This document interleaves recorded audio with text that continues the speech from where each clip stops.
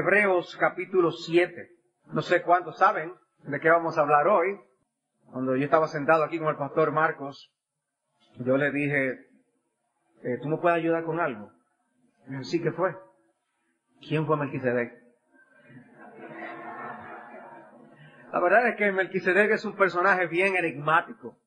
Es algo que levanta muchas preguntas y a mí me lleva a admirar la manera como a veces Dios decide hacer las cosas. Cuando uno estudia, por ejemplo, la vida de Job, uno sabe que es una historia, sabe que fueron eventos que le ocurrieron a un personaje real, y sin embargo son lecciones para todos nosotros hoy en el siglo XXI. De algo que alguien vivió, nosotros no vivimos esas experiencias. Y Dios las utiliza, esas experiencias, para edificar a su pueblo a través de todas las edades. Y uno se pregunta, ¿y por qué? Nadie le preguntó a Job si él hubiera querido ser un ejemplo de enseñanza para las siguientes generaciones. Dios lo decidió. Y así mismo cuando uno lee acerca de Melquisedec y el contenido del capítulo 7 de Hebreos, uno ve el propósito de por cual está esta enseñanza aquí, pero uno se pregunta, Señor, ¿y por qué esta forma? Tiene una lección. ¿Por qué un personaje tan extraño? ¿Por qué un personaje del que se habla tan poco, tú lo usas para hablarnos de verdades que son trascendentales con respecto a la persona y la obra de nuestro Señor Jesucristo? Muchos predicadores brincan prácticamente este pasaje. No quieren tratar este texto. De hecho, tengo un libro en mi poder sobre Hebreos, que es sobre meditaciones del libro de Hebreos. Y cuando trata el capítulo 7 es una forma bien pequeñita dentro de lo que trató en el capítulo 5, porque tiene relación. Pero ¿por qué obviar 28 versículos que tienen enseñanza importante con respecto a la persona de Cristo? Y es porque es algo extraño, es un contenido raro. Pero nuestro Dios lo usa para traernos enseñanzas poderosas. Aquí hay grandes lecciones para nosotros aprender acerca de la obra de nuestra salvación. La obra de Cristo a favor de nuestra salvación. O sea que no nos extrañemos. Es lo que estoy tratando de quitar el miedo, de hurgar acerca de este personaje. Y hay muchísimas cosas que yo no sé. Precisamente en eso es el asunto. Que de algo de lo que la Biblia habla tampoco, Dios saca una lección tan importante. Por eso dijo, los caminos de Dios son sorprendentes. Y hoy estamos aquí, en el siglo XXI, estudiando Hebreos 7, beneficiándonos de esto como los lectores originales de esta carta, para beneficio nuestro, por una historia que ocurrió con Abraham hace tanto tiempo atrás, y de lo que se escribe en 3 versículos en Génesis, y hoy estamos derivando lección para nosotros aquí. Pero yo estoy seguro que esa persona no se imaginó que hoy vamos a estar hablando aquí, mencionando su nombre y estudiando su persona, para aprender acerca de Cristo. ¿Qué métodos los de Dios? Y yo espero que tú lo admires conmigo al final de este mensaje. ¿Por qué Dios usó esta manera?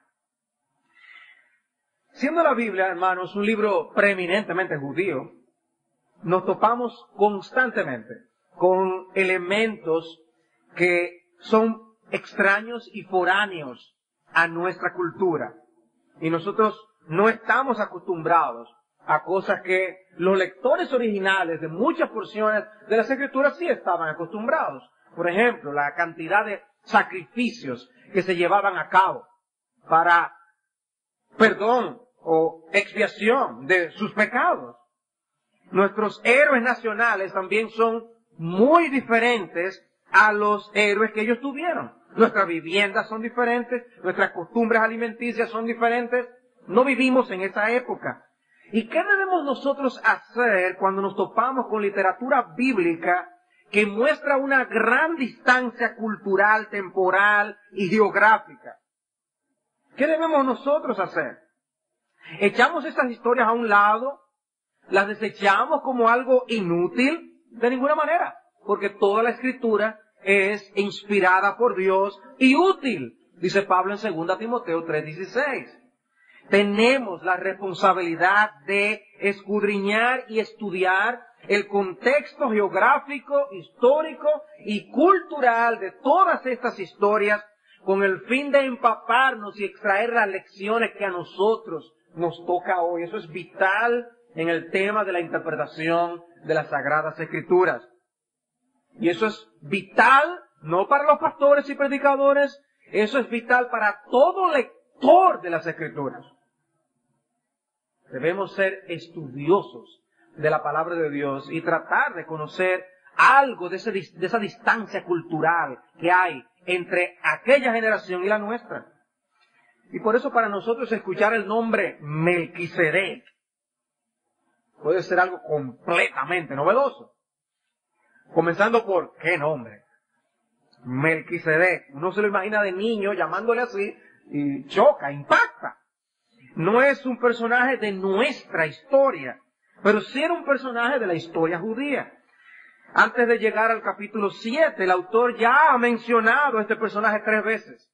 En el capítulo 5, en el capítulo 6. Capítulo 5, versículo 6, versículo 10 y en el versículo 20 del capítulo 6. Y nos da la impresión de que no era la primera vez que estos lectores estaban escuchando ese nombre. Lo habían escuchado por la historia del patriarca Abraham, que se narra en Génesis capítulo 14, y lo habían escuchado del libro de los Salmos, en Salmo 110, versículo 1, y muy probablemente lo habían escuchado de las tradiciones que los padres habían traspasado unos a otros. Hay incluso historias que se han escrito y que se han descubierto en manuscritos ya de tradiciones de parte del pueblo de Israel, donde se menciona el personaje de Melquisedec y aún hasta intentan identificar quién era él. Pero para nosotros, Melquisedec es un personaje muy enigmático. Así que mi primera pregunta es,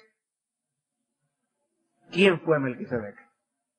¿Quién fue Melquisedec? Y leamos los primeros 3 versículos del capítulo 7. Mi meta, aunque ustedes no lo crean, es estudiar el capítulo 7 completo.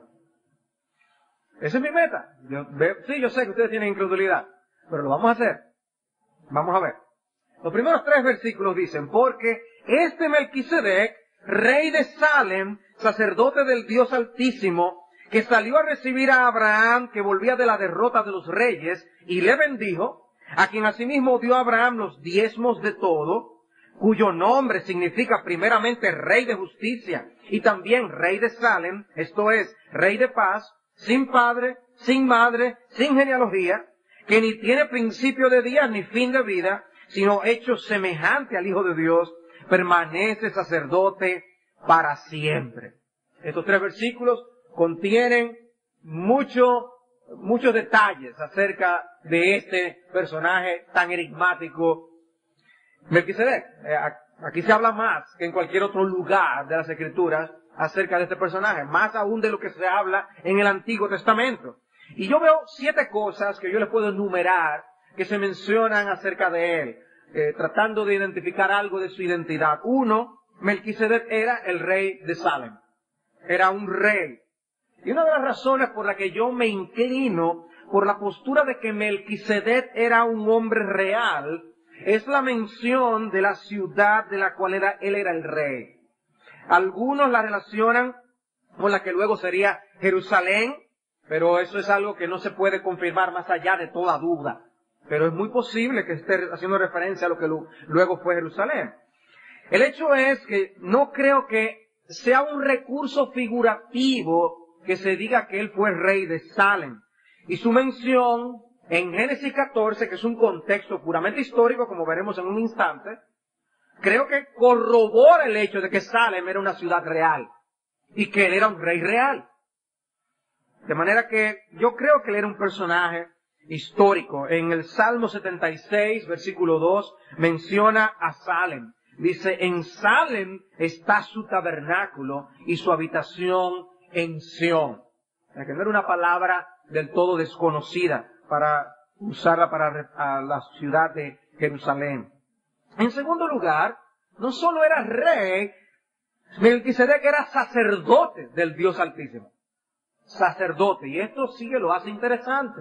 Porque o tú eras rey o tú eras sacerdote. Pero este personaje es rey y sacerdote al mismo tiempo. Tenía dos trabajos. En la ley mosaica eso no era permitido. El rey no podía ser sacerdote, ni el sacerdote podía ser rey. Por eso la gran ofensa de Saúl cuando él ofreció sacrificio. Dios se lo tomó en cuenta. Y lo mismo que pasó con Usías en el libro de Segundo de Crónicas, capítulo 26, usurpando algo que a ellos no le correspondía. Sin embargo, este personaje se dice que es rey y sacerdote a la vez.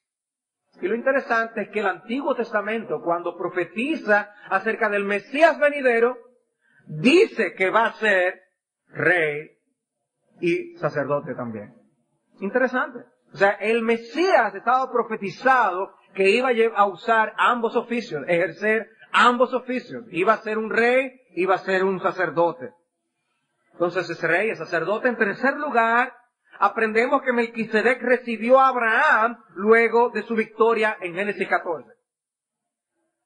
Y aquí yo quiero que busquen Génesis 14.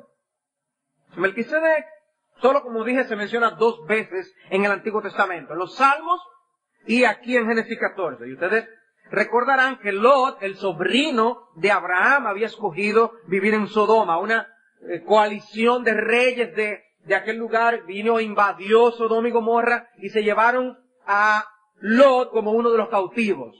En ese contexto es que está nuestra historia, y eso hace que Abraham forme un pequeño ejército y diseñe un plan de rescate que resultó ser muy eficaz. Versículo 14 de Génesis 14 dice: oyó Abraham que su pariente estaba prisionero y armó a sus criados, los nacidos en su casa, 318, y los siguió hasta Dan. Y cayó sobre ellos de noche él y sus siervos, y les atacó, y les fue siguiendo hasta Oba, al norte de Damasco, y recobró todos los bienes, y también a Lot su pariente y sus bienes, y a las mujeres y demás gente. Obviamente aquí se narra de una manera muy sucinta y breve lo que debió ser algo dramático, interesante, de acción. Ciertamente uno hubiera querido leer más, a conocer un poco más de cómo se llevó a cabo esto, pero esto es lo que se nos da a conocer. El Espíritu escoge qué es lo que quiere conocer. ¿A cuántos versículos leímos? 3 versículos hay aquí. Bueno, dedica un espacio similar para hablar de Melquisedec. O sea, lo que ocurre es, uno hubiera querido leer la historia del rescate. Y él le dedica el mismo espacio, el tiempo de descripción del rescate, cómo fue todo, a lo que va a hablar de Melquisedec.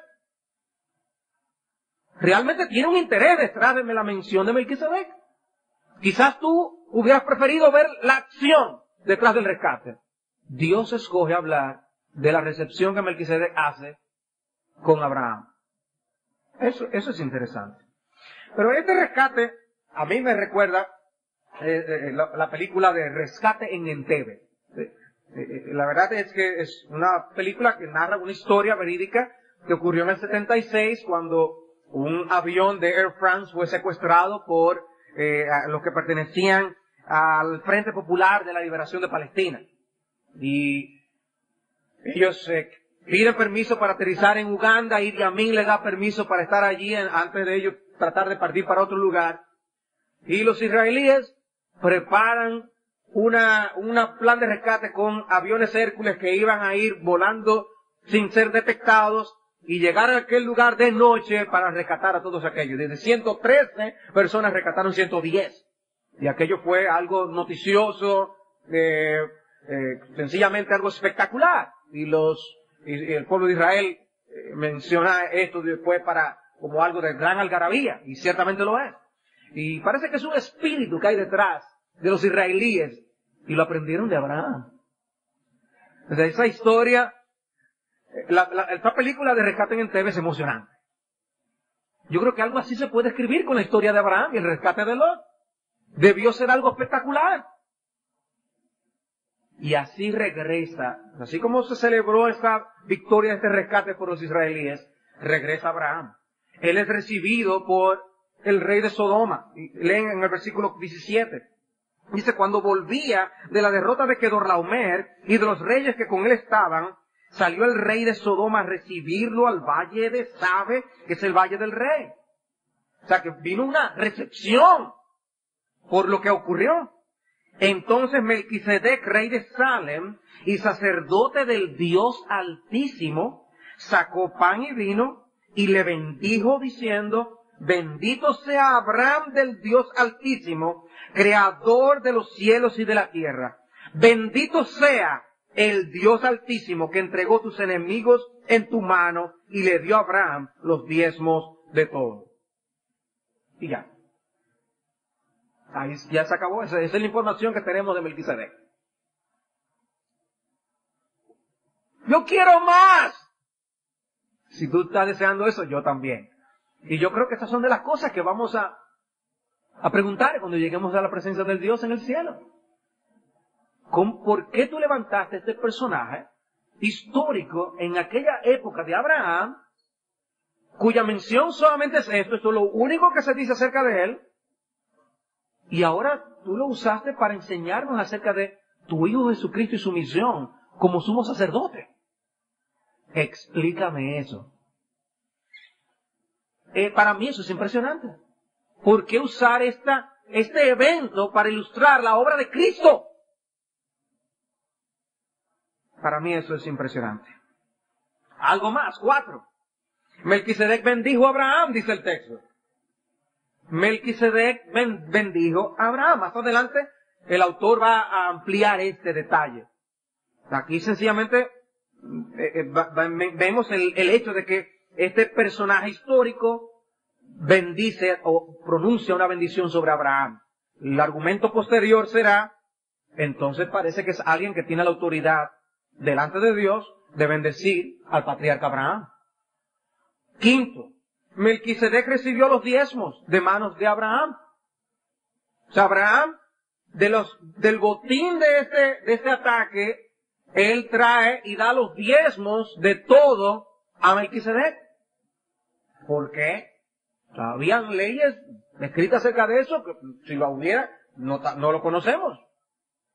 ¿Qué información tenía Abraham al respecto? No lo sabemos. El hecho es que esto fue lo que sucedió. No fue Melquisedec que le dio algo a Abraham. El patriarca Abraham le dio algo a Melquisedec. Y eso también será algo de lo que él va a aclarar en los versículos siguientes. 6ª información. Melquisedec tiene un nombre significativo. El autor se detiene para explicarnos el significado de su nombre. ¿Y qué dice acerca de su nombre? Bueno, que Melquisedec significa rey de justicia. Y también, él había mencionado rey de Salem. Salem significa paz, de Shalom. Él es Dios de justicia, rey de justicia y rey de paz. Rey de justicia y rey de paz. Pues algo interesante. Si se nos enseña acerca de Cristo a la luz de ese personaje, que se destaca en la justicia y la paz. Porque Cristo es nuestra justicia y Él es el príncipe de paz. Interesante. No parece ser una coincidencia. Y 7, Melquisedec no aparece en las genealogías. Melquisedec no aparece en las genealogías. El libro de Génesis, ¿qué trata de hacer con detalle? Darnos las genealogías de los personajes más importantes. Rastrea el origen de los personajes importantes. Y debido a esto nosotros podemos saber de dónde viene David después. O sea, cuando Mateo da la genealogía del Señor, él cita que él viene de Abraham, él viene de David. Lo cita. Era importante para el pueblo de Israel conocer las genealogías. Este personaje no tiene genealogía. Y aparece en Génesis. ¿Por qué? Interesante. Porque Dios quiso usar a alguien que no tiene genealogía. Interesante. Dice sin padre, sin madre, sin genealogía. Cuando dice sin padre y sin madre, no es que él salió de la nada. Es sencillamente que no se conocían su padre y su madre. No estaba registrado en los anales históricos.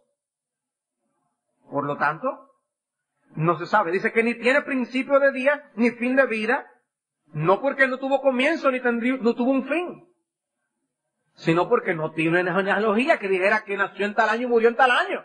No tenemos esa información. A nosotros nos puede parecer muy extraña esta forma de interpretación del autor de Hebreos. Para un judío eso no era extraño. La interpretación de este tipo de cosas, de esta forma, era algo bastante común dentro del pueblo de Israel. En otras palabras, los judíos tomaban en cuenta no solo lo que estaba incluido en un pasaje, sino también lo que no estaba. Eso hizo que ellos se fueran muchas veces mucho más lejos de donde vieron irse. Lo que yo les estoy diciendo es que aquí tenemos un ejemplo de cómo esta interpretación judía podía ocurrir. Él se está extrayendo de la falta de información genealógica de Melquisedec, ilustración para explicarnos acerca de la persona de Jesucristo, como veremos más adelante. Hace el paralelo, usa a alguien de quien no conocemos su origen para hablar acerca de Cristo. Usa a alguien del que no conocemos hasta cuándo fue sumo sacerdote para hablar acerca del tipo de sacerdocio que Cristo tiene.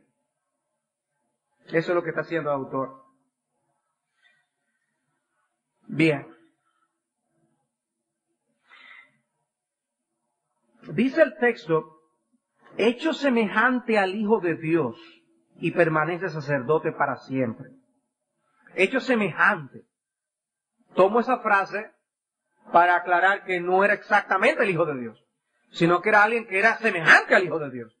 Pues eso es uno de los argumentos para demostrar que no se está hablando de una manifestación de Cristo en el Antiguo Testamento, o llamadas teofanías o manifestaciones del ángel de Jehová. Pero evidentemente el sacerdocio de este personaje Melquisedec era diferente a los de los levitas. Los de los levitas podían durar hasta 30 años.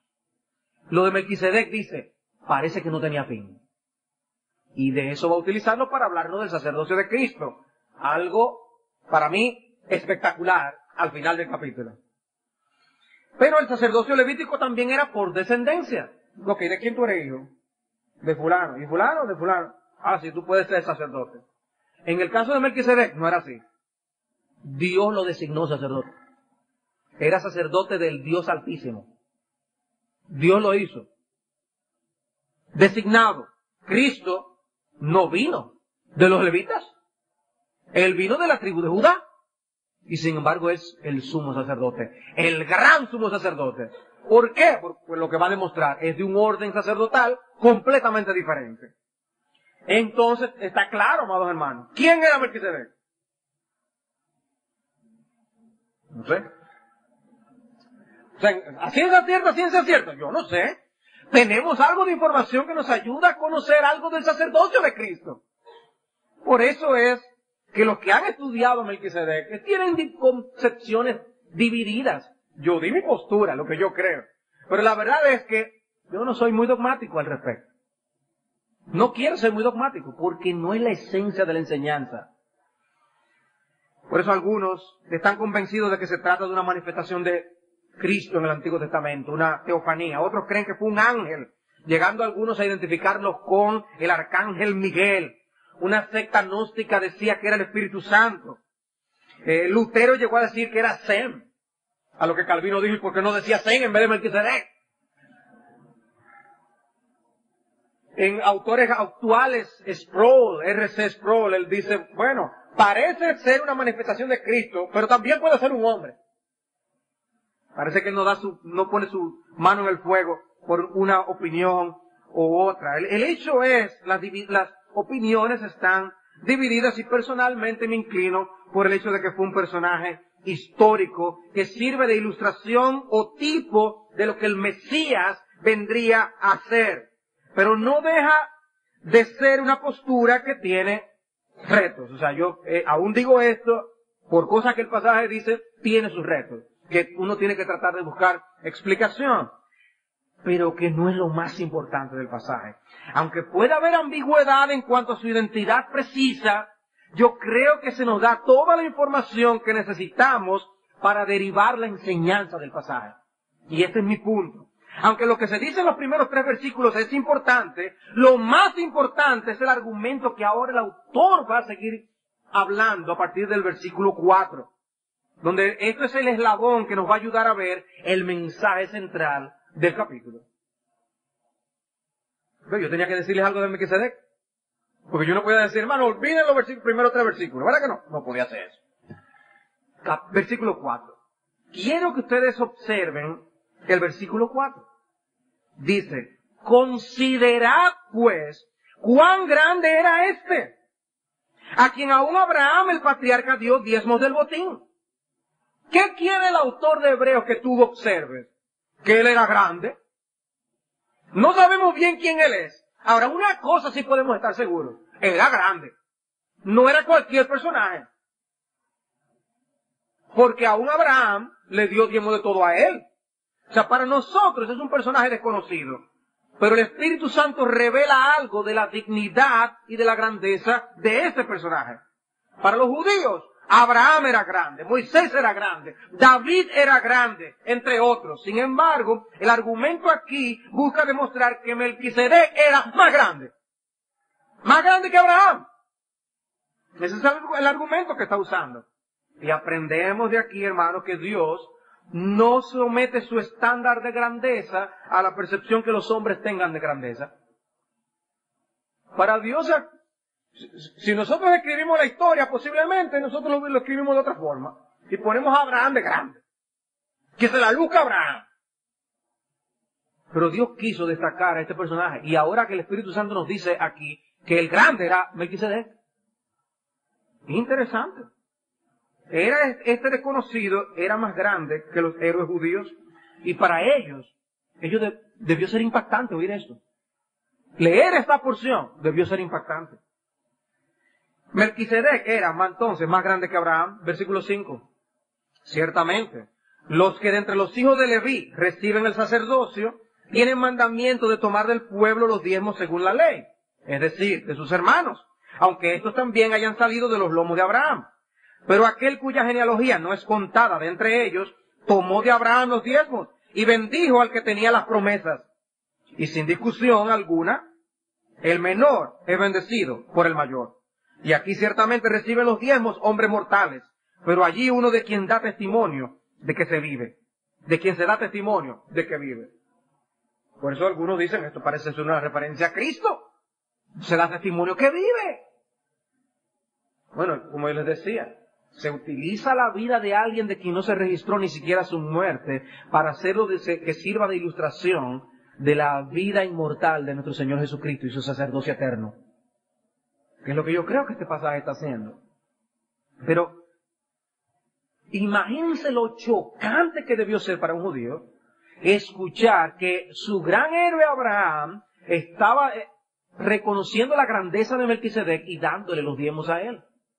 Ese es el argumento que ahora él está aclarando aquí. Él dice, entre los levitas, cuando ya la ley se escribe, se dice, bueno, que los hermanos debían dar los diezmos a los levitas. Y era sacado de entre ellos mismos. Está diciendo, ellos estaban entre iguales. Pero el caso que estamos viendo aquí entre Abraham y Melquisedec no es entre iguales. Hay uno que es más grande que otro, lo que está diciendo. Por eso dice, sin discusión alguna, el menor es bendecido por el mayor. Hermano, para nosotros esto puede decir, ¿y cuál es la relevancia de esto? Para un judío, oír esto, era transformador. Transformador. ¿Cuál era la tentación de ellos? Irse otra vez para el Antiguo Testamento. Estas cosas están como muy nuevas. Yo me siento más cómodo en el Antiguo, como estábamos antes. Y algunos querían dar marcha atrás. Le está diciendo, por ustedes se están volviendo locos. Estamos nosotros con el sacerdocio de aquel que es el más grande. Y ustedes se quieren dar marcha atrás. Los levitas no le dan ni por los tobillos a Melquisedec. Eso es lo que está diciendo. Y eso debió ser sumamente chocante para ellos. ¿Quién fue que le dio los diezmos a quién? ¿Quién fue que bendijo a quién? Entonces, Melquisedec es más grande que Leví. Abraham es más grande que Leví. Abraham es más grande que Leví, dice el versículo 9. Y por decirlo así, en Abraham pagó el diezmo también Leví, que recibe los diezmos, porque aún estaba en los lomos de su padre cuando Melquisedec le salió al encuentro. Dice más, dice el autor, cuando Abraham pagó los diezmos, ahí estaba Leví pagando también. O sea que, ¿quién es más grande entonces? Nosotros estamos representados por nuestros antepasados, en un sentido está diciendo. Adán nos representó, por ejemplo, en el huerto del Edén, estábamos en sus lomos. Y la acción que él hizo, allí nosotros lo hicimos con él, es lo que Pablo argumenta en Romanos 5. Algo así está diciendo aquí el autor. Cuando Abraham pagó los diezmos, Leví le estaba pagando también.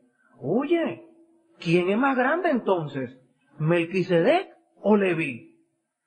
Ellos estaban aferrando al sistema levítico, al sistema mosaico. Y el autor le está diciendo, hay uno mejor. El de Cristo, que es de la misma orden de Melquisedec. No den marcha atrás. Eso es un retroceso, no un avance. Entonces Melquisedec es más grande que Leví. Es una deducción lógica. Si Melquisedec es más grande que Abraham y Abraham es más grande que Leví, ¿está claro? ¿Para dónde es que va el autor? El propósito del autor no es hacer un estudio biográfico de Melquisedec, amados hermanos. Por eso podemos tener lagunas acerca de su identidad. El gran tema del autor es el sacerdocio de Jesucristo. Hermanos, este es el tema. Este es el tema que él comenzó en el capítulo 4, versículo 14. Y lo ha estado llevando hasta ahora. Y hubo un paréntesis al final del capítulo 5.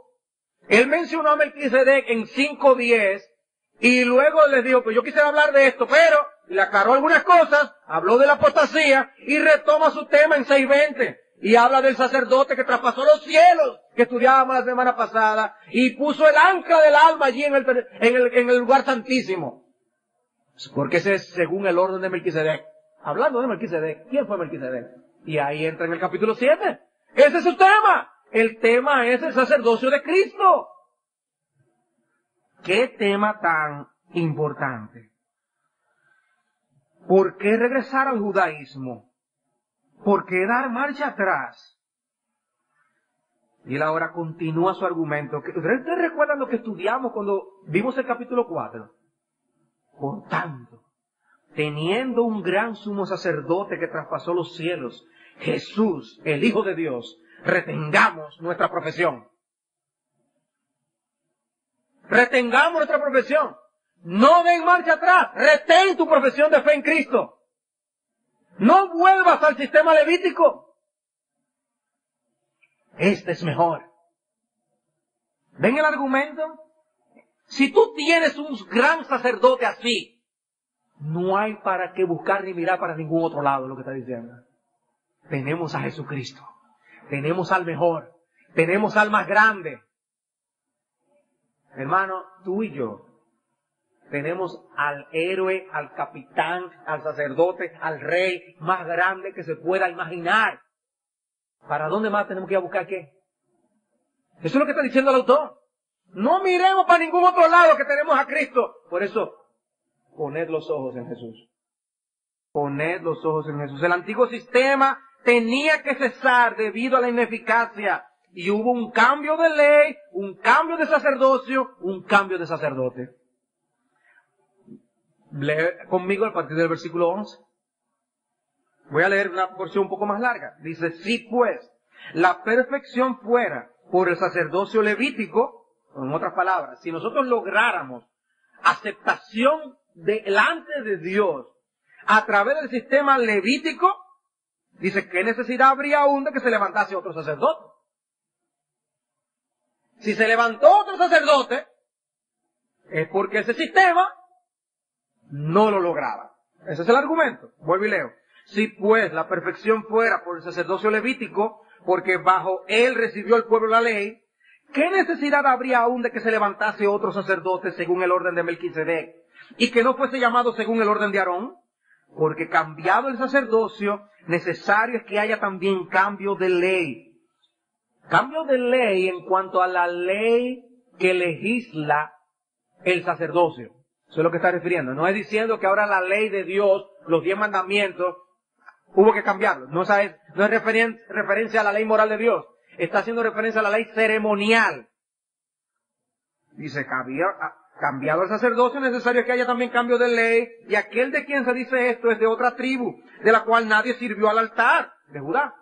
Porque manifiesto es que nuestro Señor vino de la tribu de Judá, de la cual nada habló Moisés tocante al sacerdocio. Y esto es aún más manifiesto, si a semejanza de Melquisedec, otra vez semejanza, si a semejanza de Melquisedec se levanta un sacerdote distinto, no constituido conforme a la ley del mandamiento acerca de la descendencia, sino según el poder de una vida indestructible. Dice, esto no es por de quién tú eres hijo. Ah, tú eres descendiente de Aarón. No, esto no tiene que ver por eso, sino el testimonio de una vida indestructible. ¿Quién encaja aquí? Obviamente nuestro Señor. Dice, pues, será testimonio de Él. Tú eres sacerdote para siempre. Y está citando el Salmo 110, el texto favorito del autor de los Hebreos. El Salmo 110, versículo 1 y 4. Versículo 4. Lo declaró el Señor sacerdote según el orden de Melquisedec. 11. Queda pues abrogado el mandamiento anterior a causa de su debilidad e ineficacia, pues nada perfeccionó la ley, y de la introducción de una mejor esperanza por la cual nos acercamos a Dios. Señores, eran judíos que estaban oyendo esto. Eran judíos que, acostumbrados a los sacrificios, a quienes se les dijo, señores, ya eso de los sacrificios quedó abrogado ya. Eso quedó atrás. Porque los judíos todavía estaban haciendo sacrificios en el templo. Es en el 70 cuando viene la destrucción del templo que ellos tienen que dejar de hacer los sacrificios. Dice, y esto no fue hecho sin juramento, porque los otros ciertamente sin juramento fueron hechos sacerdotes. Era sencillamente, tú eres descendiente de él, eres sacerdote. Te tocan tanto tiempo, eso es. Pero con el juramento del que le dijo, juró el Señor, y no se arrepentirá, tú eres sacerdote según el orden, para siempre, según el orden de Melquisedec, para siempre. Y él repite esa frase, para siempre. Es como si quisiera que algo se quedara resonando en los oídos de sus lectores, para siempre, sacerdote para siempre. El orden sacerdotal levítico estaba legislado por las leyes ceremoniales mosaicas, vigentes hasta la muerte de nuestro Señor en la cruz. Y él va a explicar más adelante en el capítulo 9 y el capítulo 10 acerca de la vigencia de los sacrificios antiguos testamentarios y cómo Cristo vino a hacer el cumplimiento de todos ellos. Pero ahora Él les está adelantando algo. Les está diciendo algo. Cristo trae algo nuevo. Cristo trae algo completo. Estas leyes dieron paso a otra ley superior, si podemos decirlo así. Las leyes ceremoniales eran una sombra de lo que había de venir con Cristo. El Mesías vendría como sacerdote de un orden diferente. Y miren la manera como lo dice en el versículo 19.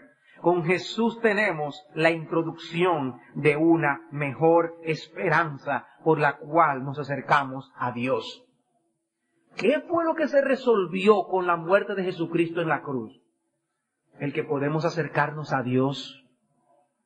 El que ahora podemos acercarnos a Dios, amados hermanos. Yo creo que nosotros nos hemos acostumbrado demasiado a que el velo del templo se rasgó en dos. Y no disfrutamos del privilegio que nosotros tenemos en Cristo de tener acceso y entrada libre, franca, a la presencia de Dios. En ese contexto entonces, ¿y qué tiene que ver entonces Melquisedec conmigo? Bueno, ya yo le he dicho algo, pero ahora lo voy a decir un poco más claro. ¿Quién fue Melquisedec? Importante. ¿Qué tiene que ver conmigo? Más importante aún. Más importante aún. Los judíos tenían un sistema muy elaborado de sacerdotes. ¿Por qué otro sacerdote? ¿Por qué otro? ¿Por qué no seguir con el sistema que nosotros tenemos? En el versículo 18 le dice, queda pues abrogado el mandamiento anterior a causa de su debilidad e ineficacia. Dice, ese sistema del Antiguo Testamento no era eficaz, no resolvía el problema, no nos limpiaba de nuestros pecados para siempre, no nos permitía tener libre acceso a la presencia de Dios de continuo, no dejaba atrás perdonados todos nuestros pecados para siempre. En otras palabras, Cristo trae un cambio glorioso. El ministerio de nuestro Señor Jesucristo, así, amados hermanos, está ligado al ministerio de Melquisedec. Y por esa razón tú y yo estamos ligados a Melquisedec. ¿Qué tiene que ver con nosotros? Que nuestro Señor es sacerdote de esa orden. Con esa razón, ese personaje enigmático tiene relación con Jesús y por ende tiene relación con nosotros. Por eso nos sirve de instrucción Melquisedec. Por eso lo que se dice y no se dice de él es importante, porque enseña algo acerca de Cristo, que es lo que el autor está haciendo. El tipo de sacerdocio que tú y yo necesitamos, el adecuado, es el del orden de Melquisedec, no el de los levitas. Necesitamos un sacerdote que permanezca para siempre. Versículo 22. Por tanto, Jesús es hecho fiador de un mejor pacto. Y los otros sacerdotes llegaron a ser muchos, debido a que por la muerte no podían continuar. Se morían. Había un sacerdote, el pueblo se acostumbraba a él a hacer los sacrificios. ¡Ay! Se murió fulano. El otro, descendiente. Pero con Cristo dice, no es así, mas por cuanto permanece para siempre, tiene un sacerdocio inmutable. Él es inmutable, su sacerdocio es inmutable, su obra a nuestro favor es inmutable, el sacerdote ofrece sacrificio, el sacerdote intercede. Lo que Él hizo como sacrificio es inmutable, y lo que Él hace por nosotros intercediendo es inmutable. ¿Ustedes recuerdan lo que cantábamos ahorita y lo que leímos luego en Romanos capítulo 8 que el pastor Marcos leyó? Que nada nos puede separar del amor de Dios que es en Cristo Jesús. Inmutable. Lo que Él hizo en la cruz, efecto para siempre. Y la intercesión, en consonancia total con lo que Él hizo en la cruz, para siempre. No porque Él es un pecador, yo pagué. Rey de justicia, Rey de paz. Rey de justicia. Cristo es el verdadero Rey de justicia. Y su justicia es puesta en nuestra cuenta. Eso tiene un valor incalculable, amados hermanos. Y si no lo entendemos bien aquí, yo te garantizo que tú allá en la gloria, tú vas a alabar a tu Dios y lo vas a bendecir por la justicia que Él puso en tu cuenta. Una justicia que guía a una paz, príncipe de paz. El gran problema nuestro es enemistad con Dios, separación de Dios. Y Cristo resolvió ese problema. De seguro tú has vivido algún momento de tirantez con alguien. Qué duro, qué difícil. Mira, tener un momento de tirantez con alguien, en el trabajo, un vecino, una gente en la calle. Oye, qué duro. Imagínense que ese tirantez sea con Dios. Enemistad con Dios. Ese problema es serio. El que llegue en enemistad con Dios a la eternidad se perderá para siempre. Ser enemigo de Dios. El enemigo de Dios tiene todas las de perder. Todas las de perder.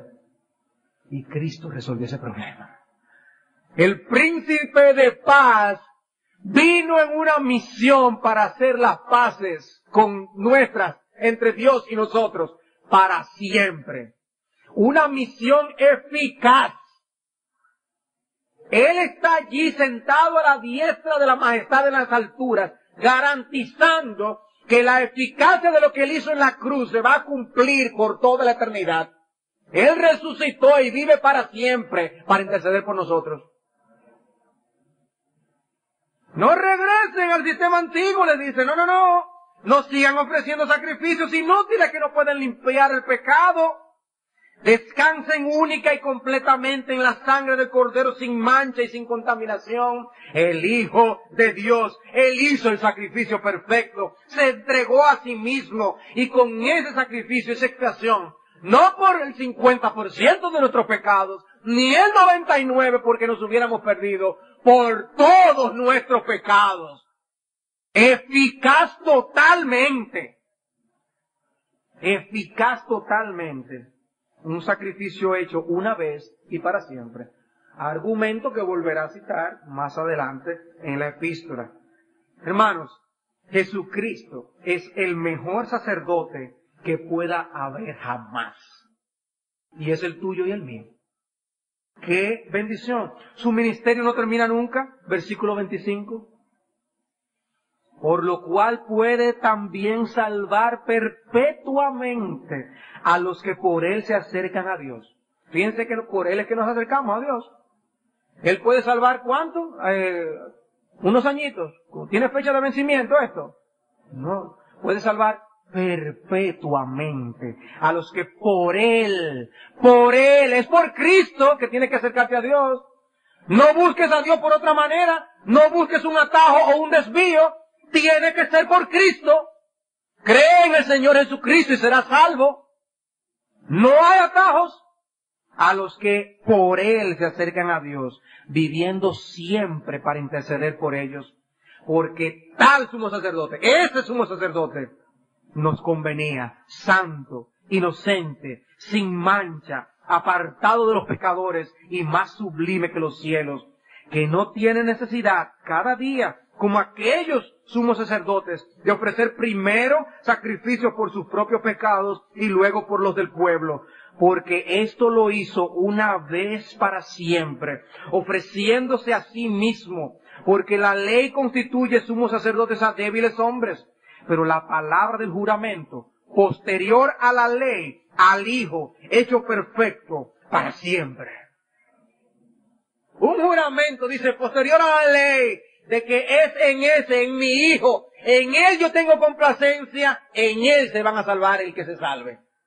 Solamente en Él. Él es el cumplimiento de todo el deseo divino de la salvación de los hombres. En Él es que se cumplen. Es solamente a través de Él. Él fue plena justicia delante de los ojos de Dios. En otras palabras, desfilamos todos los hombres, incluyendo a Cristo, y el único que pasó fue Jesús. Y entonces su nota fue puesta en nuestra cuenta, para que nosotros fuésemos salvos en Él. Y todos nuestros pecados, todas nuestras malas calificaciones puestas en la cruz del Calvario. No solo te amó en el pasado para morir por ti, mi amado hermano, sino que ahora mismo está intercediendo por ti. Él intercede por ti. Ahora mismo. ¿Cuántas veces tú no has caído en una derrota total porque la mano de Cristo te ha sostenido? Quizás tú no has estado consciente de eso, pero Cristo ha intercedido por ti. Él intercede por nosotros continuamente. Tenemos un gran sumo sacerdote perfecto de nuestro lado. Uno de los grandes problemas del catolicismo romano es este, que tienen un sistema continuo de sacerdotes, llaman a sus líderes sacerdotes, y es un insulto a lo que ocurrió en la cruz del Calvario, porque Jesucristo fue el último sacerdote necesario. Hizo el último sacrificio y ahora sigue intercediendo por nosotros por la eternidad. No necesitamos a otro. Él está en el cielo intercediendo por nosotros. No podemos añadir nada al ministerio que Jesús llevó a cabo. Porque como dice Pablo, hay un solo Dios y un solo mediador entre Dios y los hombres. Jesucristo, hombre. Primera de Timoteo 2:5. La justicia y la paz se besaron en Jesucristo, como dice el Salmo 85:10. Y por Él podemos presentarnos ante Dios y ser aceptos. Hay paz con Dios en base a la justicia de Jesús. Concluyo con esta anécdota. En cierta ocasión, el pastor, quien fuera luego el pastor Donald Gray Barnhouse, él estaba en una villa, en un lugar de los Alpes franceses, y él estuvo tenía que ir caminando y siempre se encontraba con un sacerdote de una villa local. Y dice que un día, mientras iban caminando en una ocasión, el sacerdote le preguntó a él, ¿por qué ustedes no le oran a los santos? Dice que el sacerdote comenzó a darle una ilustración y le dijo, mira, te voy a ilustrar eso como con el presidente de Francia.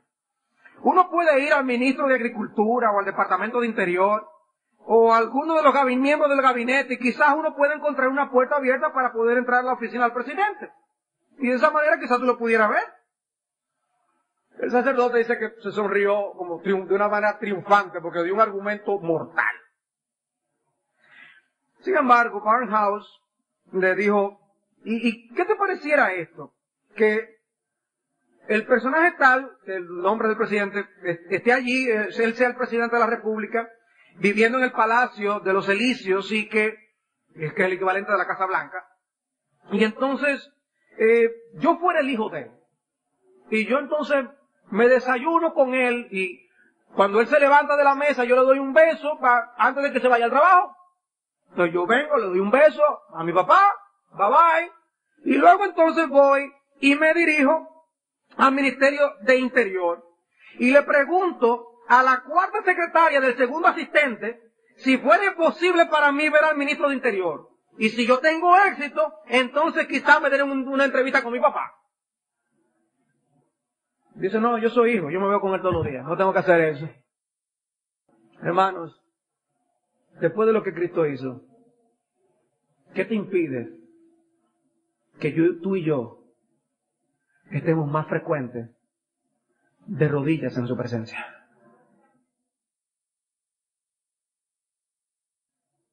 ¿Por qué no aprovechamos mejor el privilegio de lo que Cristo ha hecho por nosotros? Habla con tu Padre. Ora a tu Padre.